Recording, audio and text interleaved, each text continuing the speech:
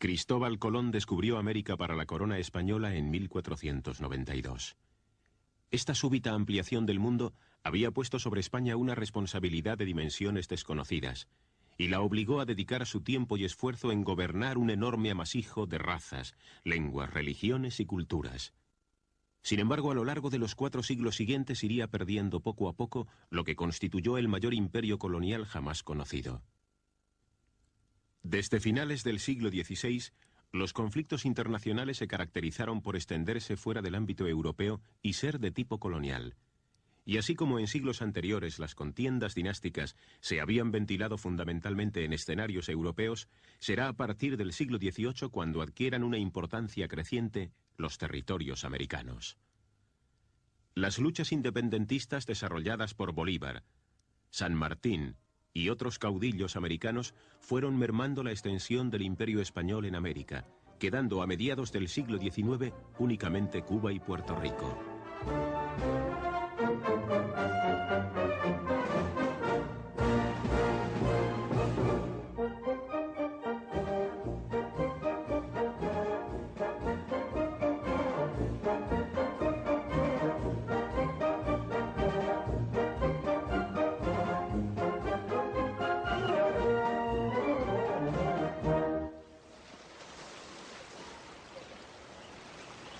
Cuba, origen y desencadenante final de la pérdida de las Antillas españolas, tuvo intentos separatistas por parte de sectores reformistas cubanos desde comienzos del siglo XIX. Pero España siempre los anuló, bien comprando su silencio en base a concesiones económicas y autorizaciones para la trata de esclavos, bien por la fuerza.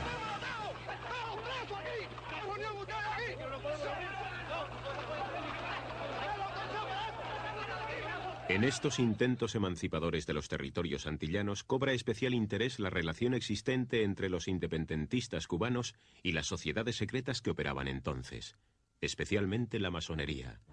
No creo que la masonería como institución haya influido en lo absoluto en la independencia de Cuba. Sin embargo, los hombres que militaban en ella sí participaron, intervinieron y dieron sus vidas, incluso en beneficio de la independencia. Aclaremos que una cosa es el masón actuando como ciudadano y otra cosa es la institución que no interviene en ningún proceso de tipo político ni religioso. Por ser estos dos los puntos principales que dividen a los hombres y por lo tanto son totalmente ajenos a los fines de la masonería. Sin embargo, muchas veces se confundirán los términos y provocará que la masonería se asocie a independentismo y sea prohibida o atacada por las autoridades oficiales. Y tampoco debe olvidarse el temor que la masonería despertó dentro de la propia Iglesia Católica, que veía en la sociedad fraternal un enorme y amenazante poder. En cualquier caso, la conciencia patriótica cubana se configura en medio de una fuerte influencia norteamericana, que en determinados momentos de su historia se identifica con unos claros objetivos anexionistas en el Caribe. Este interés norteamericano por el área del Caribe venía, sin embargo, de bastante tiempo atrás. En 1823, el presidente norteamericano Monroe proclama la doctrina América para los americanos, piedra angular de su política exterior respecto a Europa e Iberoamérica.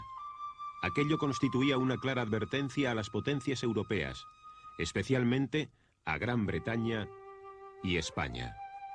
Tras la anexión de Texas y California, que formaban parte de México, en 1852 Estados Unidos manifiesta al gobierno español su deseo de comprarle la isla de Cuba por 100 millones de pesos. En 1868 se produce en la isla un levantamiento que proclama la independencia de Cuba y que cuenta con el apoyo de casi todos los llamados libertadores, Céspedes, Agramonte y tantos otros, iniciándose así las guerras coloniales contra España. El llamamiento del líder cubano Céspedes en 1869 para que el gobierno de los Estados Unidos reconociera a Cuba como Estado soberano resucita la antigua cuestión de la compraventa de la isla, y un año después el presidente norteamericano Grant vuelve a plantear de nuevo la compra de Cuba a España. Esta práctica de la compraventa era por aquel entonces algo relativamente habitual. Los Estados Unidos habían comprado a España la Florida, a Francia la Luisiana, y habían terminado recientemente una gran operación, la compra a Rusia de todo el territorio de Alaska. No acertaban a comprender por qué España se negaba a vender Cuba, un territorio que desde 1812 estaba en el pensamiento oficial norteamericano. A España, tras haber sofocado la sublevación en Cuba y sufrir durante 10 años un enorme desgaste en vidas humanas y en dinero, se le presenta en 1895 otro levantamiento preparado por José Martí, líder cubano indiscutible. Aunque con su muerte ese mismo año, la revolución perdería un bastión importante, Maceo y Gómez retomarán la lucha que se extiende de forma incontenible por el oriente de la isla. El interés que España tenía en Cuba era por partida doble. Por un lado, la colonia era el mayor mercado de exportación que tenía. Cuba era, además, uno de los territorios más ricos de España, y de su creciente progreso habla por sí solo poseer ferrocarril desde 1837, es decir, 13 años antes que en la metrópoli. Por otro lado, existía un evidente interés político. España no deseaba otorgar mayor libertad y autonomía a la isla. Salvo algunas voces surgidas del sexenio revolucionario y de los republicanos de Pi y Margall, el gobierno y los diversos partidos políticos españoles creían absolutamente necesaria la intensificación de las operaciones militares para terminar con la molesta insurrección.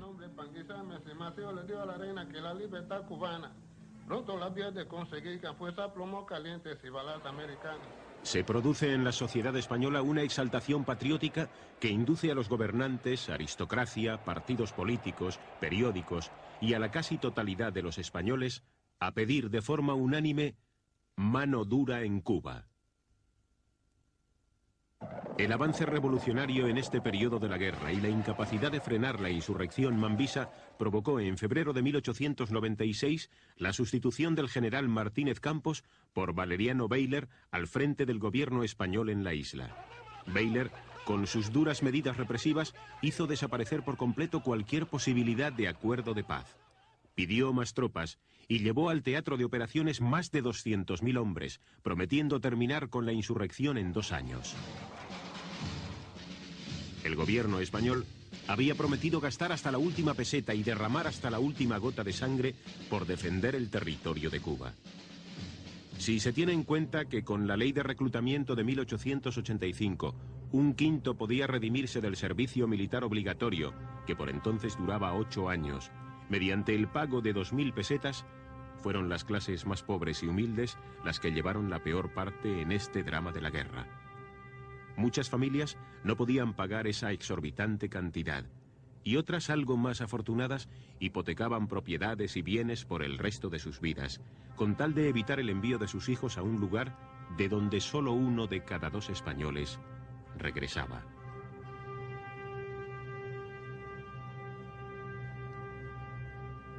Mientras tanto, en Cuba, el general Bayler ordenó la concentración de campesinos en lugares donde hubiera guarniciones españolas, quedándose la agricultura de la isla desatendida y agudizándose el malestar y el hambre entre la población. Los cubanos, por su parte, estaban practicando la guerra económica a través de la llamada campaña de la tea, es decir, la en medio del fuego de todos los ingenios azucareros y cañaverales, que privaba de recursos económicos a la ya de por sí exhausta economía española. La prensa de los Estados Unidos, alimentada por la labor de refugiados y clubs políticos, comenzó a desatar una campaña denunciando crueldades y atropellos que los españoles cometían en Cuba, preparando a la opinión pública norteamericana para una posible intervención militar. Durante 1896 y 1897, los cubanos mantuvieron desde el punto de vista militar la iniciativa por medio de ataques por sorpresa y organizados en guerrillas, con escaso número de bajas y casi nunca atacando con el propósito de tomar un punto y permanecer en él. Por su parte, el ejército español se vertebraba en torno a un sistema de trochas y líneas militares, consistentes en vías de comunicación formadas por numerosos fortines, cuarteles y alambradas, que respondían a la concepción estratégica del mando, basada en permanecer a la defensiva con limitadas acciones de castigo. pero no demostrarían tener una eficacia real contra el enemigo que, refugiado y al acecho desde la manigua, luchaba con ventaja. Baylor creyó que la muerte del líder cubano Antonio Maceo, en diciembre de 1896, significaría el final de la revolución. Y Cánovas del Castillo, jefe del gobierno español, había comentado en alguna ocasión que el problema de Cuba podía resolverse con 2 balas afortunadas, en alusión a la posibilidad de que Máximo Gómez y Maceo murieran en la lucha. El destino hizo que Cánovas, que no podía sospechar de una muerte por bala, muriera de un disparo el 8 de agosto de 1897. La situación militar en Cuba se fue agravando, ya que el ejército español había quedado reducido a la defensa de ciudades, pueblos, trochas y líneas militares. En el campo, el dueño indiscutible era el ejército cubano. Por su parte, el gobierno español relevó a Baylor como capitán general de la isla por el general Ramón Blanco. Pero Blanco era masón, y la masonería en la independencia de Cuba, Filipinas y Puerto Rico tuvo una gran influencia. Quizás se le mandó porque se suponía que a través de esa secta podía entablar unas negociaciones con los inscritos. 1898 comenzaba para el gabinete español de Sagasta con unas perspectivas aparentemente favorables. En Cuba y Puerto Rico se implantaba la autonomía. Y en Filipinas reinaba la paz tras el pacto de Biagnabatoc entre el general Primo de Rivera y el líder tagalo Emilio Aguinaldo, sucesor del cabecilla Rizal. El pueblo español, si bien vivía confiado en la victoria ante un posible conflicto, tenía también otras preocupaciones: la temporada taurina, la celebración de carnavales y los estrenos teatrales.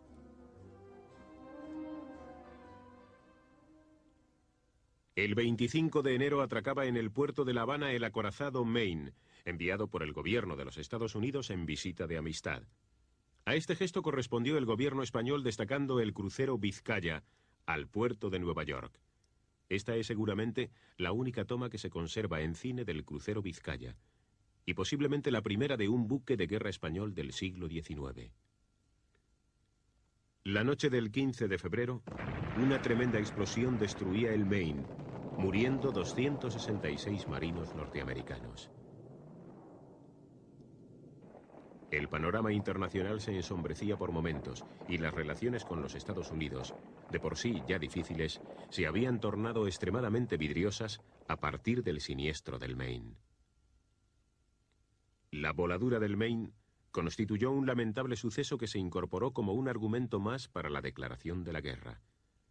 Los americanos no permitieron que una comisión conjunta investigara las causas del accidente. Sin embargo, a pesar de que el bando estadounidense dictaminara que la explosión se produjo desde fuera del casco del barco, posiblemente por una mina submarina, los españoles declararon no ver peces muertos en la bahía y sostenían que la explosión pudo producirse en el interior de la nave por la combustión espontánea de algodón pólvora con que se cargaban los torpedos.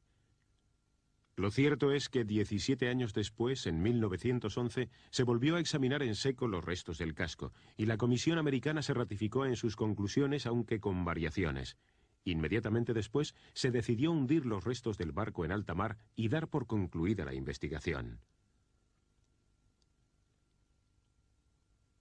Tendría que ser muchos años después, el propio padre de los submarinos atómicos americanos, el almirante Rickover, quien declarara que lo del Maine pudo deberse a una combustión interna y espontánea de las carboneras, descartando la idea del sabotaje y censurando la ligereza de la comisión investigadora.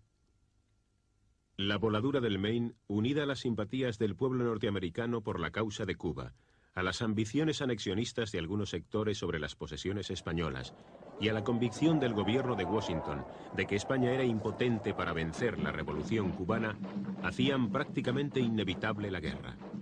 Estados Unidos intentó una última operación llevada en secreto entre McKinley y la reina regente María Cristina, que satisfaciera sus intereses con un riesgo mínimo: la compra de Cuba a España en $300 millones.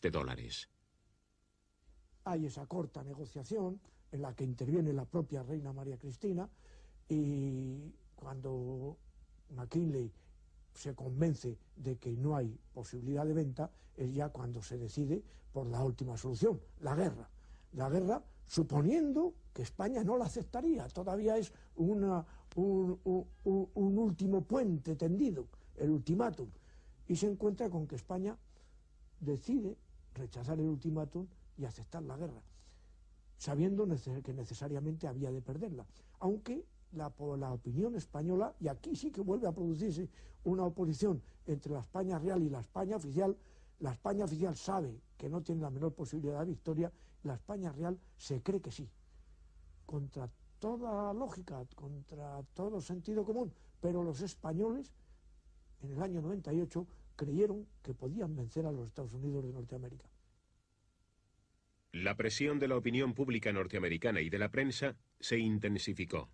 Pulitzer y Hearst representaban las cabezas de los dos imperios periodísticos del periodismo sensacionalista norteamericano y utilizaron todo lo relacionado con la guerra de Cuba para aumentar el número de lectores. Hearst llegó a conseguir 1,5 millones por el procedimiento no siempre de seguir la noticia, sino de respetar su propia filosofía de provocar noticias mediante agentes que incluso dentro de Cuba creaban situaciones embarazosas que luego eran reflejadas por la prensa norteamericana. Mientras la prensa sensacionalista norteamericana iba por este camino, la española iba por el contrario, en el sentido de menospreciar al antagonista, de exagerar las propias glorias militares, la propia envergadura de la maquinaria de guerra, cuando en aquel momento se estaba enviando a Cuba material deficiente, incluso barcos casi sin acabar. Es decir, se podría llegar a la conclusión de que mientras la prensa norteamericana falsificaba la guerra, las noticias de la guerra para ganarla, la prensa española las falsificaba igualmente, pero para perderla. Pablo Iglesias, fundador del Partido Socialista Obrero Español, escribe en esos días: No es fundamento bastante para culpar a los yanquis de la situación gravísima en que nos encontramos. Los verdaderos culpables de cuanto hoy nos ocurre están en casa, son de nuestro propio país. No hay duda de que los causantes de la guerra a que estamos abocados son casi todos nuestros políticos, sin distinción de ideas. Ante la eventualidad de la guerra con los Estados Unidos, el gobierno español ordena zarpar el 8 de abril al almirante Cervera al mando de la escuadra de instrucción rumbo a América, sin órdenes claras y en condiciones muy precarias. Desde el gobierno, solo se confiaba que la mediación del Papa León XIII y las grandes potencias europeas evitaran lo peor.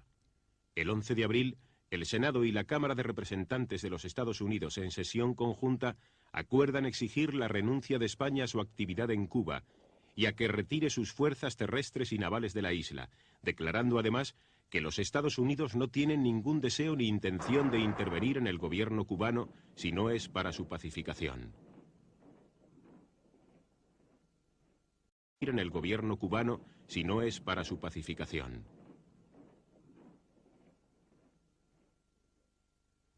El 21 de abril, los Estados Unidos declaran la guerra a España y al día siguiente el presidente McKinley da orden para que se efectúe el bloqueo de los puertos cubanos, llamando a las armas a 125.000 voluntarios. Evidentemente, el gobierno norteamericano se había preparado con anticipación y comprendió que lo esencial en esta guerra era el dominio del mar.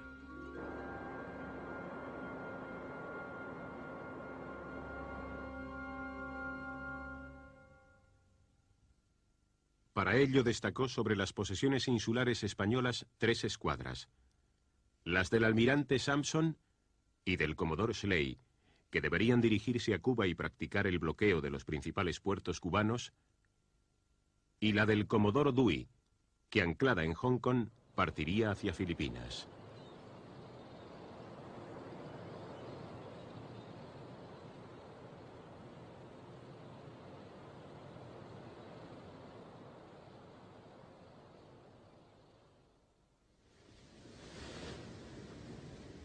Desde San Vicente de Cabo Verde, punto de concentración de las fuerzas navales españolas, el almirante Cervera había manifestado reiteradamente al ministro de Marina la conveniencia de proteger las costas españolas y las Islas Canarias antes que dirigirse hacia América, donde el desastre sería poco menos que inevitable.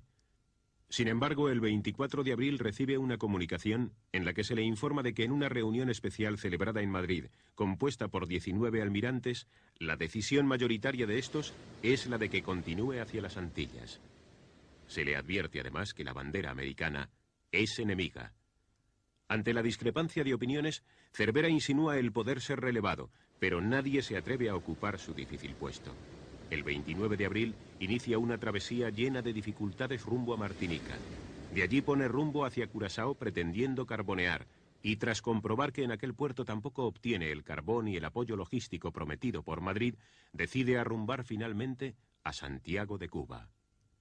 Mientras tanto, en otro lugar muy alejado, Filipinas, se estaba ventilando la primera parte del desastre. El 1 de mayo, la escuadra norteamericana de Dewey destruye la del almirante español Montojo en Cavite, en combate desigual. El desastre de Cavite, con 101 muertos y 250 heridos, solo sirvió para comprobar que la débil y anticuada escuadra colonial española, apta para combatir a filibusteros y piratas que poblaban aquellas aguas, no podía hacer nada frente a una escuadra de combate mucho más poderosa que ella.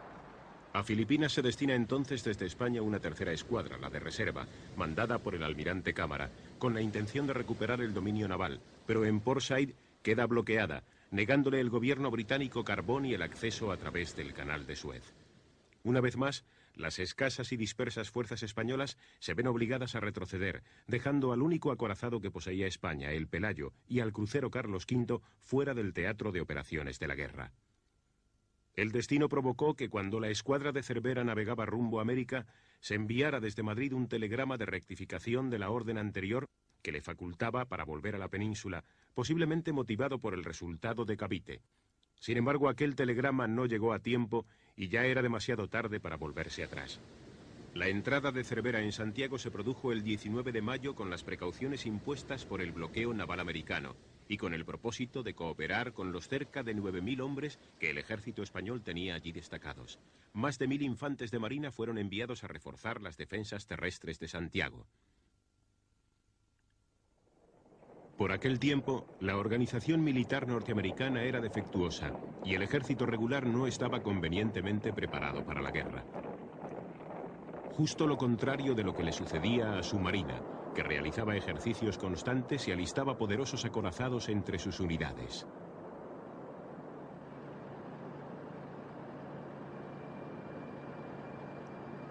El 22 de junio comienza el desembarco norteamericano entre Daiquiri y Siboney, a unos 25 kilómetros de Santiago de Cuba. La operación se completaría en los días siguientes con un total de 17.000 soldados.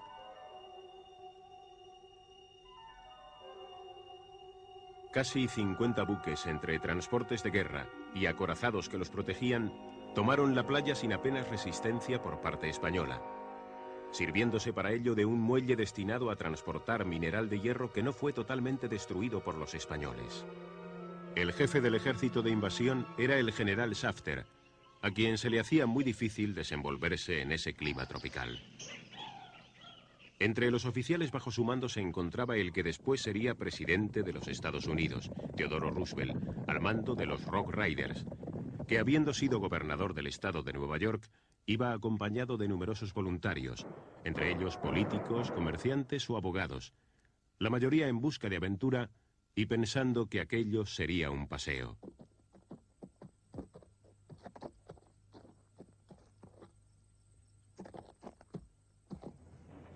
Solo una pequeña parte de aquel contingente había sostenido guerras contra las tribus indias, y ahora se enfrentaría al ejército español, que si bien maltrecho y depauperado por las enfermedades, era aguerrido y con una experiencia en combate de varios años. El bloqueo naval de las costas cubanas, iniciado en abril, se hizo efectivo desde el 27 de mayo, comenzando con 26 buques y llegando hasta 124, incluidos transportes de tropas y auxiliares. Desde el momento en que Washington tiene conocimiento de que la escuadra de Cervera se halla en Santiago, cambia por completo su estrategia militar y centra su atención en el flanco oriental, justo por donde un siglo y medio antes el británico Vernon había pretendido invadir la isla. Sin embargo, una diferencia había entre las dos situaciones. Los ingleses no tuvieron nunca cooperación alguna desde dentro de la isla, y ahora los norteamericanos contarían con el apoyo de varios miles de cubanos que les prestarían protección para llevar a cabo la invasión.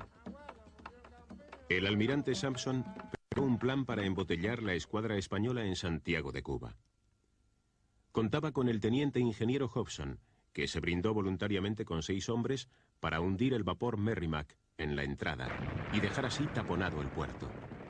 Sin embargo, su valiente acción no tuvo las consecuencias previstas debido a las defensas artilleras y a las minas submarinas, que lo pusieron fuera de combate en un lugar que no impedía el tráfico de buques, siendo hechos prisioneros todos sus miembros por los españoles.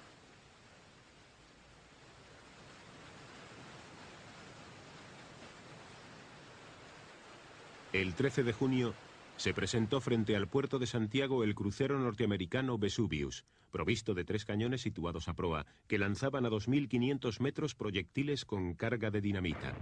Pero el efecto de sus bombardeos nocturnos fue más psicológico que real.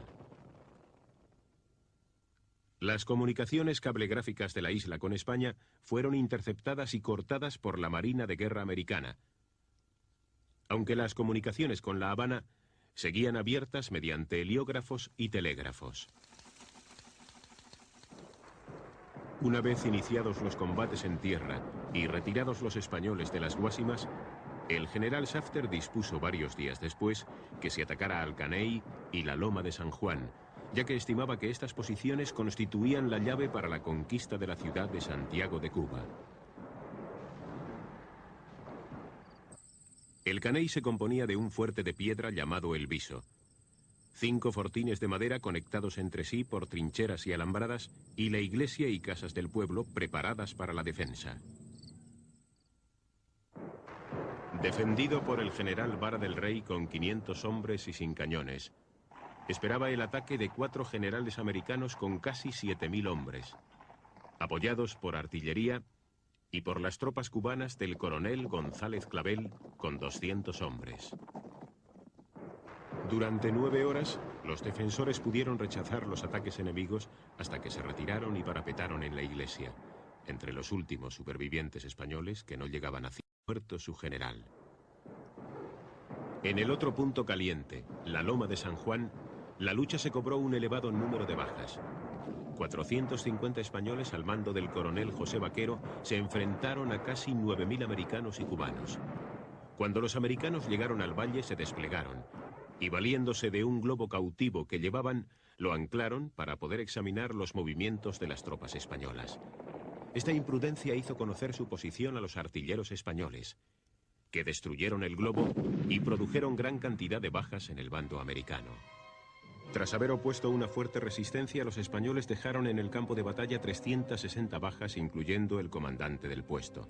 El jefe de Estado Mayor de la escuadra de Cervera, Joaquín Bustamante, cayó mortalmente herido cuando intentó rescatar las posiciones españolas con fuerzas de infantería de marina.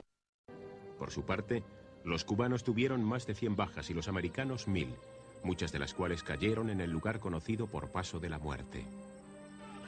Los duros enfrentamientos y la fuerte resistencia ofrecida por el ejército español provocaron un despacho del general Safter a Washington comentando que necesitaba refuerzos y que pensaba replegarse a 5 millas de la línea de combate.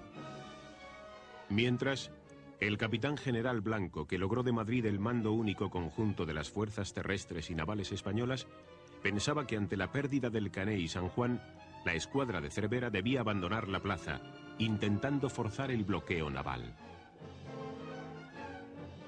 Cervera sabía que sus buques no podrían hacer frente a los americanos, no solo porque eran inferiores en poder ofensivo, sino porque habían salido de Cabo Verde en pésimas condiciones, con calderas inservibles, mal alimentados de carbón y con múltiples defectos en la munición.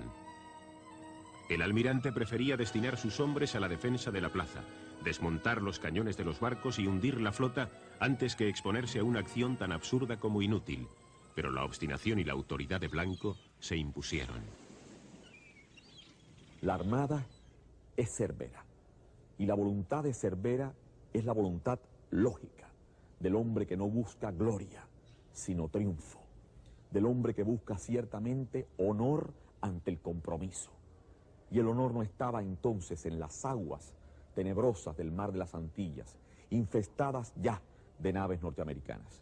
El honor estaba en Santiago, a donde llegaban de las guarniciones intramontanas y fronterizas las tropas que con orden terminante acudían para la defensa del reducto, que en otra cosa era Santiago. El curso de los acontecimientos y con ellos la guerra cambian radicalmente con la orden enviada al almirante Cervera de que su salida de Santiago con toda la escuadra debe ser inmediata. Durante el día 2 de julio reembarcaron las cansadas dotaciones que habían estado combatiendo en tierra para partir hacia el inevitable combate naval. Comenzaba el principio del fin.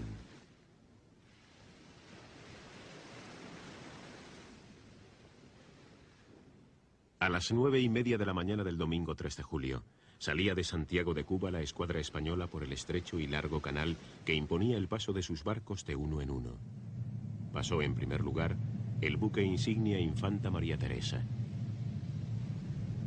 Seguían en aquel trágico desfile y por este orden el Vizcaya, el Cristóbal Colón, el almirante Oquendo.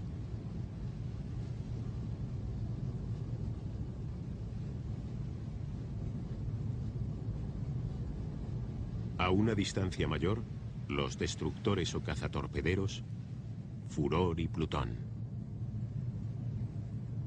En el momento de la salida de la escuadra española se encontraban frente a ella los acorazados y cruceros americanos Brooklyn, Texas, Iowa, Oregón, Indiana y los buques auxiliares Gloucester y Vixen que cerraban el semicírculo. El New York, donde se encontraba el almirante Sampson, estaba algo más alejado debido a que iba a celebrar una reunión con Shafter en Siboney.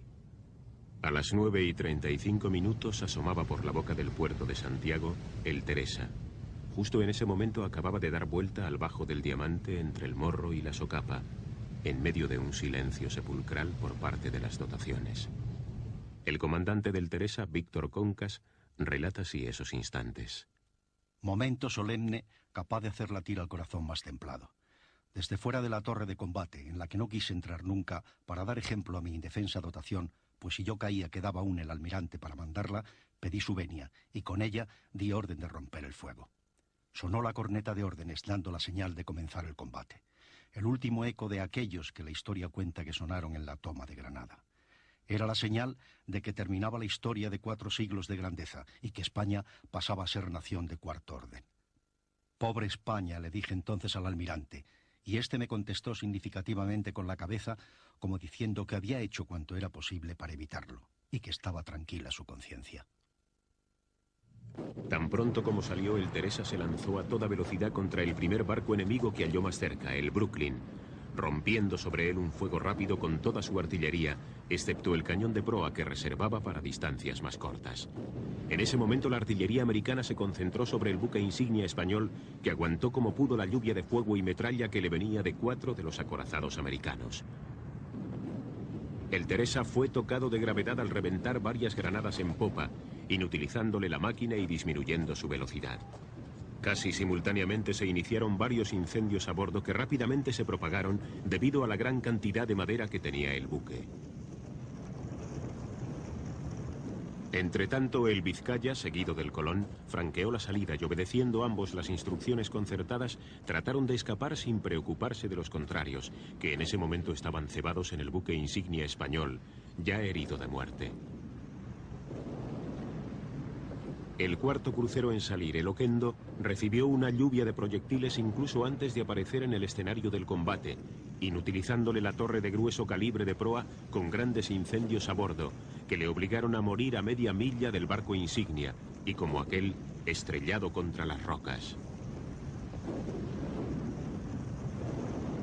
Los cazatorpederos Furor y Plutón apenas quedaron al descubierto, fueron blanco de los acorazados americanos, que dieron rápida cuenta de ellos en una lucha desproporcionada y desigual.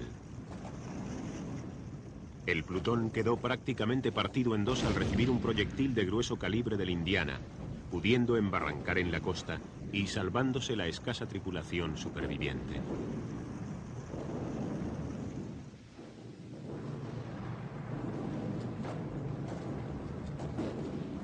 El Furor, que perdió su gobierno y una de sus máquinas, tuvo un fin más trágico, si se considera la profundidad del agua que le sirvió como tumba. Quedaban solos el Colón y el Vizcaya, en huida ante el núcleo de la escuadra americana.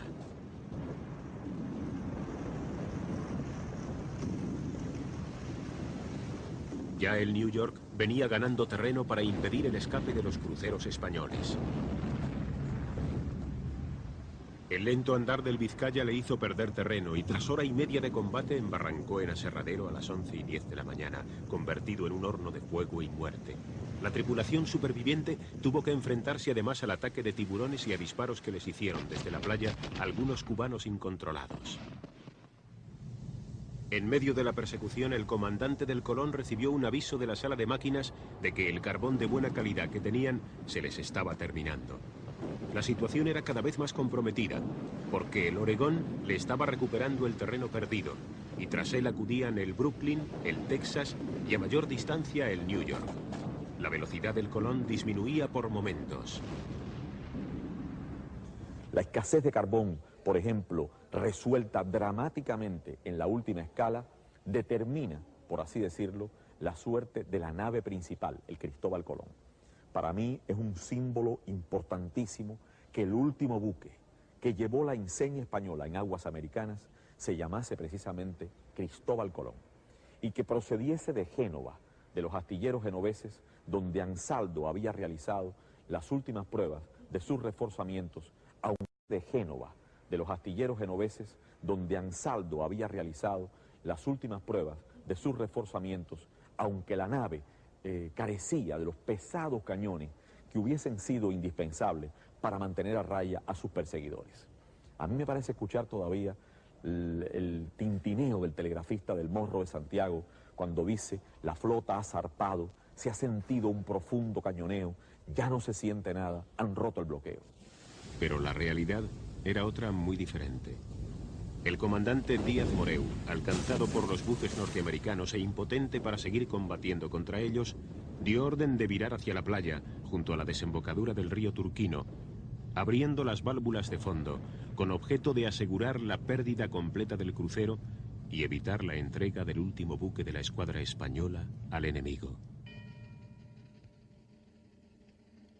Todo esto ocurría a la 1:15 de la tarde.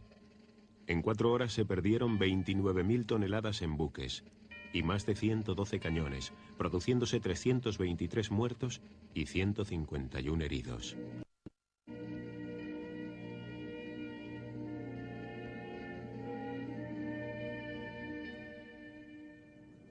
Las bajas americanas consistieron únicamente en un muerto y 2 heridos del crucero Brooklyn.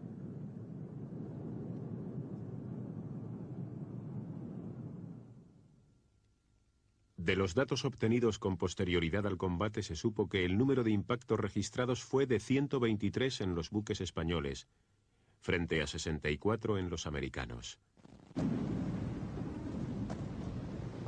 Si todo ello se compara en relación al número total de disparos efectuados por ambos bandos, así como a la orientación del sol y a la posición favorable de la escuadra americana, se deduce que la puntería de la artillería española fue sensiblemente superior, aunque de nada le valió.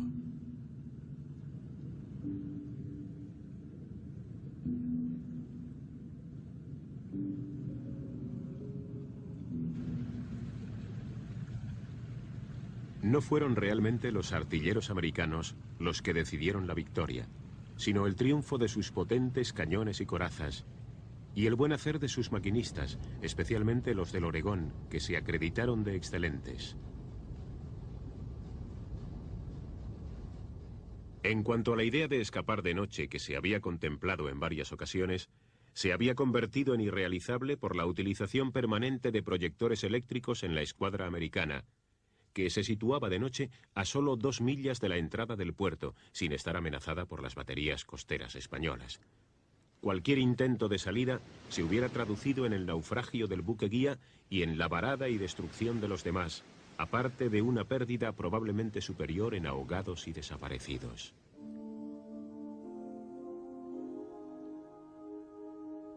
Tras el combate naval, los náufragos alcanzaban los arrecifes en una situación lamentable. La mayor parte de ellos, heridos y semidesnudos, fueron hechos prisioneros bien por las partidas cubanas del general Cebreco, que se encontraban cerca, bien por los tripulantes de los botes americanos que se dispusieron para recogerlos. El comandante del acorazado Iowa, Evans, relata así la llegada a su barco del capitán Eulate, comandante del Vizcaya. Había vertido mucha sangre y sobre su cabeza tenía un pañuelo empapado en ella. Saludando con gran dignidad, desprendió su sable del cinto y besándolo reverentemente, con los ojos llenos de lágrimas, me lo entregó. Tan hermoso acto jamás se borrará de mi memoria. Apreté la mano de aquel valiente español y no acepté su sable. Entonces un sonoro y prolongado hurra salió de toda mi tripulación, interpretando mis sentimientos. En ese preciso instante, una formidable explosión anunciaba el fin del Vizcaya, hundiéndose para siempre. Los jefes y oficiales americanos se comportaron correctamente durante aquella jornada con los prisioneros españoles, colmando de atenciones personales a los supervivientes y evitando en lo posible manifestaciones de júbilo que pudieran doler a los marinos españoles. La totalidad de estos, unos 1.700 prisioneros, fue trasladada a los Estados Unidos, concretamente a Portsmouth, Norfolk y Annapolis. Desde allí siguieron con natural ansiedad los acontecimientos de la guerra, cuyo fin se aproximaba.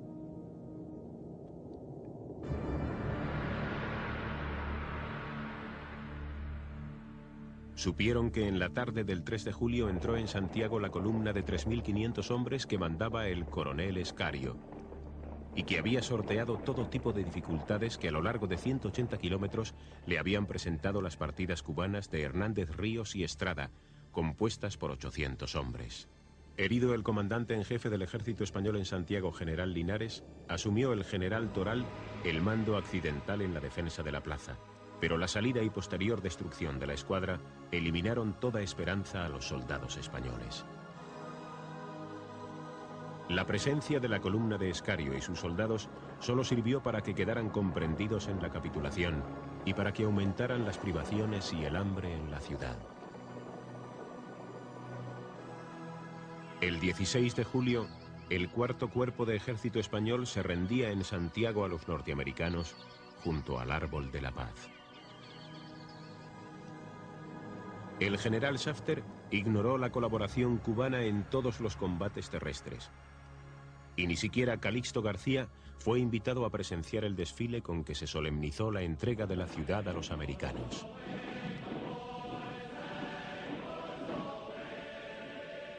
Posteriormente se perdieron algunos días en comunicaciones diplomáticas entre Madrid y Washington encaminadas a aclarar algunas de las condiciones impuestas por los vencedores.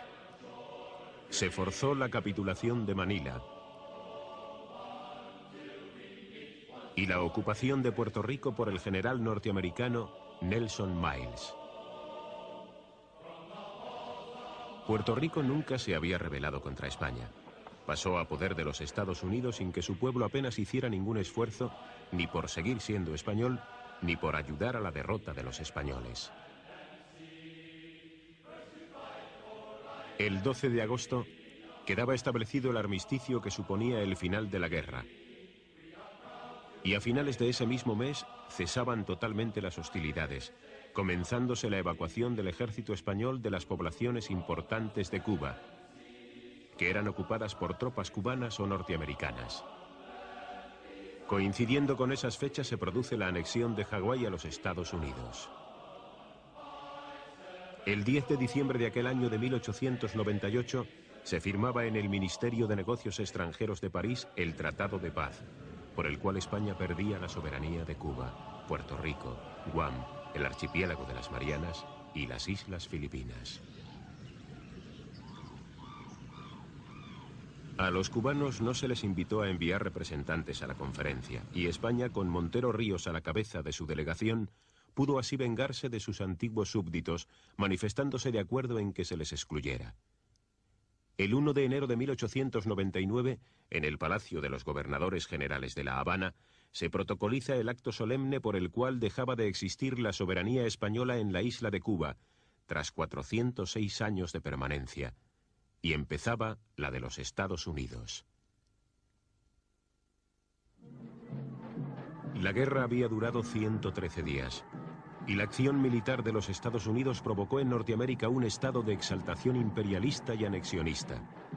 Habían vencido a una potencia europea, que si bien ya no representaba una seria amenaza, era todo un símbolo.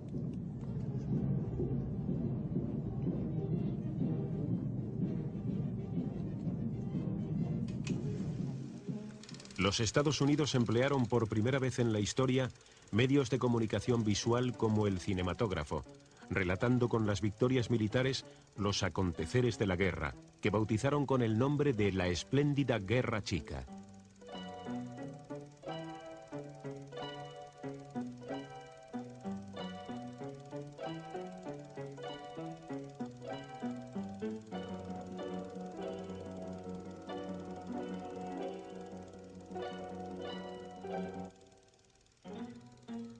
En estos primeros tiempos del cine mudo, el mensaje era sencillo: escenas familiares y de soldados que después de intervenir en combates regresaban victoriosos del frente y eran recibidos como héroes.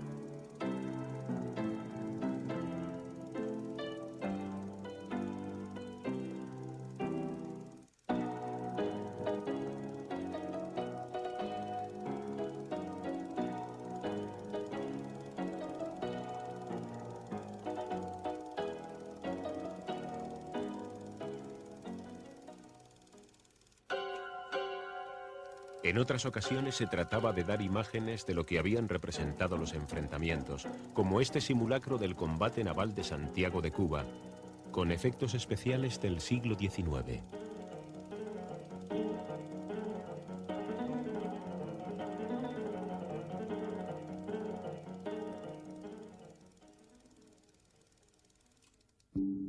Pero España perdió la guerra no por aquel combate, sino porque el gobierno prefirió librar una guerra que sabía perdida de antemano antes que afrontar una crisis global del régimen. El gobierno sabía que ni el pueblo, ni su ejército, y ni tan siquiera su prensa aceptarían una retirada sin lucha ante la injerencia de los Estados Unidos en la cuestión cubana. La guerra constituyó para el gobierno un mal menor, decidiéndose a hacerla en la mar como si se deseara que la derrota se consumase lo antes posible y poder terminar así con la pesadilla. España desaprovechó otra posibilidad, la de emplear en el escenario naval el submarino Peral modernizado, que constituía prácticamente un arma casi secreta. Si bien la Marina Americana, que también disponía de otro modelo, el Holland, no lo consideró necesario y tampoco lo utilizó en el conflicto. España pagó un alto precio. Al inmenso coste económico hay que añadir más de 100.000 muertos, de los cuales solo el 5% lo fueron por combates o a consecuencia de las heridas. El resto, más de 90.000, fueron víctimas de todo tipo de enfermedades. Las lecciones de un pasado no lejano no habían servido para nada, y el empecinamiento en mantener el dominio sobre unos territorios que deseaban ser libres condujo al desastre. Inútiles fueron el honor y el heroísmo, tan estimados por los políticos españoles y con los que se había envenenado a la opinión pública frente a un enemigo muy superior. El siglo XIX había comenzado para España con el desastre de Trafalgar y terminó con el desastre colonial en medio de un ambiente de decadencia y pesimismo y con una conciencia de fracaso del sistema. España perdía algo más que unos mercados protegidos y los últimos restos de un imperio. Desaparecía como potencia mundial.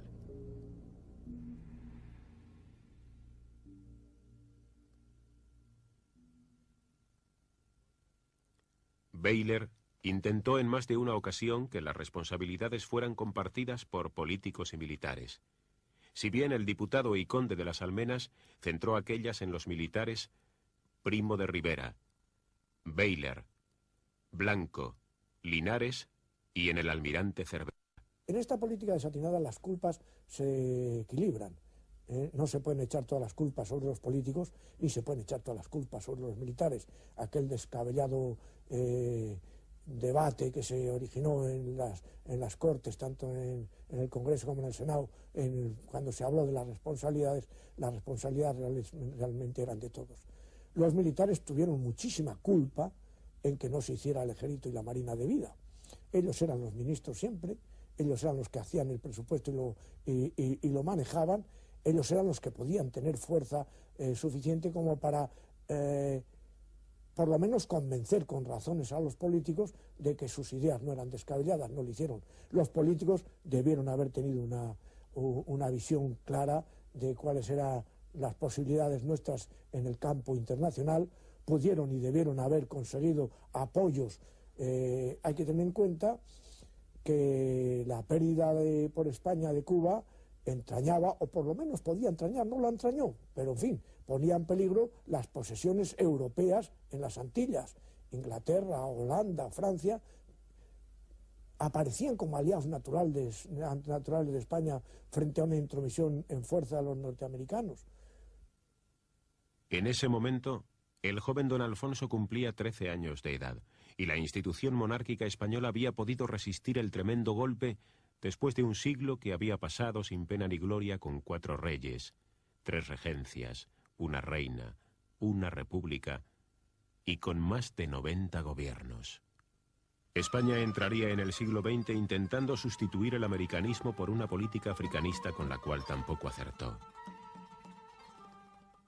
Continuaría ascendiendo por los peldaños del deterioro social hasta desembocar en una guerra civil. Y no se encontraría a sí misma ni restañaría sus heridas hasta muchos años después de iniciado el nuevo siglo.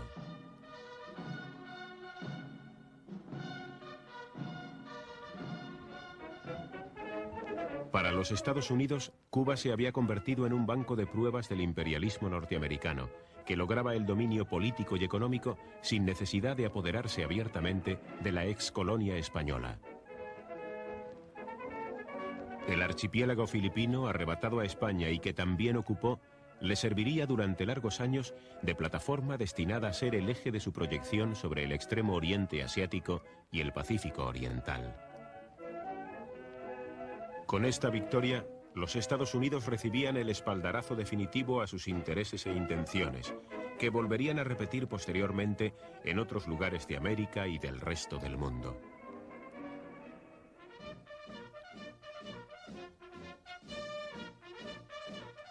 Cuba estrenó su independencia en teoría en 1902, al ser elegido presidente Estrada Palma. Pero de hecho estuvo subyugada por Estados Unidos como antes lo había estado por España. La República Cubana es un hecho debido en gran parte a que España siempre se negó a vender y forzó una situación en la que los Estados Unidos tuvieron que renunciar a comprar y por lo tanto inclinarse a una solución que pasaba por la independencia de la isla. No obstante, la vinculación económica y la dependencia política de Cuba a los Estados Unidos se iría acentuando en las primeras décadas del siglo XX.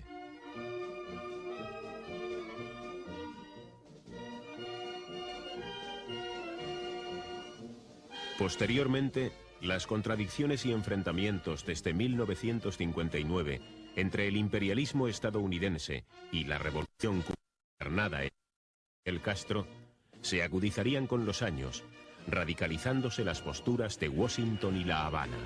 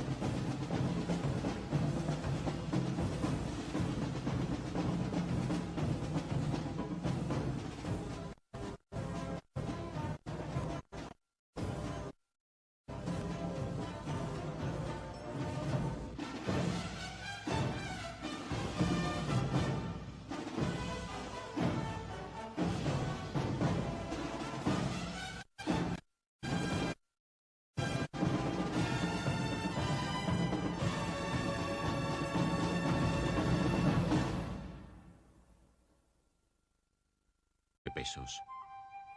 En 1868 se produce en la isla un levantamiento que proclama la independencia de Cuba y que cuenta con el apoyo de casi todos los llamados libertadores, Céspedes, Agramonte y tantos otros, iniciándose así las guerras coloniales contra España. El llamamiento del líder cubano Céspedes en 1869 para que el gobierno de los Estados Unidos reconociera a Cuba como Estado soberano resucita la antigua cuestión de la compraventa de la isla, y un año después el presidente norteamericano Grant vuelve a plantear de nuevo la compra de Cuba a España. Esta práctica de la compraventa era por aquel entonces algo relativamente habitual. Los Estados Unidos habían comprado a España la Florida, a Francia la Luisiana, y habían terminado recientemente una gran operación, la compra a Rusia de todo el territorio de Alaska. No acertaban a comprender por qué España se negaba a vender Cuba, un territorio que desde 1812 estaba en el pensamiento oficial norteamericano. A España, tras haber sofocado la sublevación en Cuba y sufrir durante 10 años un enorme desgaste en vidas humanas y en dinero, se le presenta a concesiones económicas y autorizaciones para la trata de esclavos, bien por la fuerza.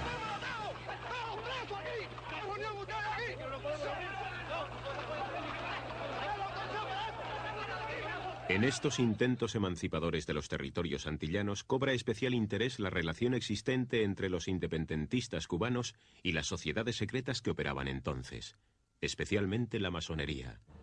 No creo que la masonería como institución haya influido en lo absoluto en la independencia de Cuba. Sin embargo, los hombres que militaban en ella sí participaron, intervinieron y dieron sus vidas, incluso en beneficio de la independencia.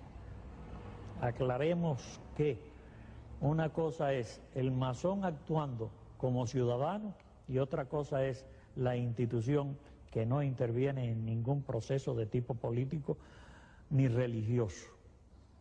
Por ser estos dos los puntos principales que dividen a los hombres y por lo tanto son totalmente ajenos a los fines de la masonería. Sin embargo, muchas veces se confundirán los términos y provocará que la masonería se asocie a independentismo y sea prohibida o atacada por las autoridades oficiales. Y tampoco debe olvidarse el temor que la masonería despertó dentro de la propia Iglesia Católica, que veía en la sociedad fraternal un enorme y amenazante poder. En cualquier caso, la conciencia patriótica cubana se configura en medio de una fuerte influencia norteamericana, que en determinados momentos de su historia se identifica con unos claros objetivos anexionistas en el Caribe. Este interés norteamericano por el área del Caribe venía, sin embargo, de bastante tiempo atrás. En 1823, el presidente norteamericano Monroe proclama la doctrina América para los americanos, piedra angular de su política exterior respecto a Europa e Iberoamérica. Aquello constituía una clara advertencia a las potencias europeas, especialmente a Gran Bretaña y España. Tras la anexión de Texas y California, que formaban parte de México, en 1852 Estados Unidos manifiesta al gobierno español su deseo de comprarle la isla de Cuba por 100 millones de dólares.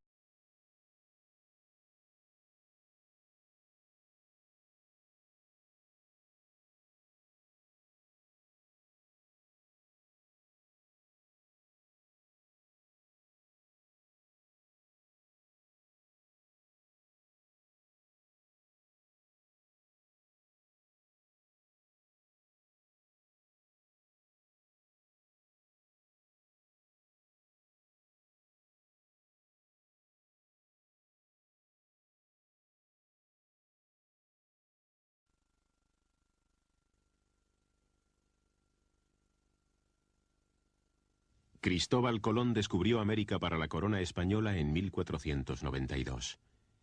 Esta súbita ampliación del mundo había puesto sobre España una responsabilidad de dimensiones desconocidas y la obligó a dedicar su tiempo y esfuerzo en gobernar un enorme amasijo de razas, lenguas, religiones y culturas. Sin embargo, a lo largo de los 4 siglos siguientes iría perdiendo poco a poco lo que constituyó el mayor imperio colonial jamás conocido. Desde finales del siglo XVI, Los conflictos internacionales se caracterizaron por extenderse fuera del ámbito europeo y ser de tipo colonial. Y así como en siglos anteriores las contiendas dinásticas se habían ventilado fundamentalmente en escenarios europeos, será a partir del siglo XVIII cuando adquieran una importancia creciente los territorios americanos.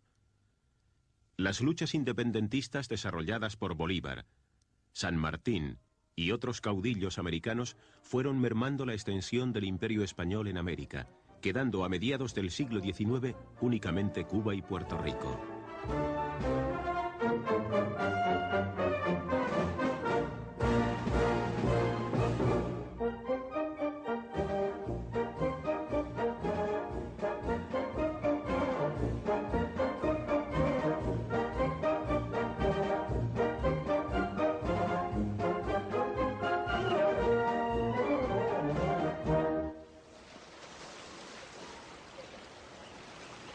Cuba, origen y desencadenante final de la pérdida de las Antillas españolas, tuvo intentos separatistas por parte de sectores reformistas cubanos desde comienzos del siglo XIX. Pero España siempre los anuló, bien comprando su silencio en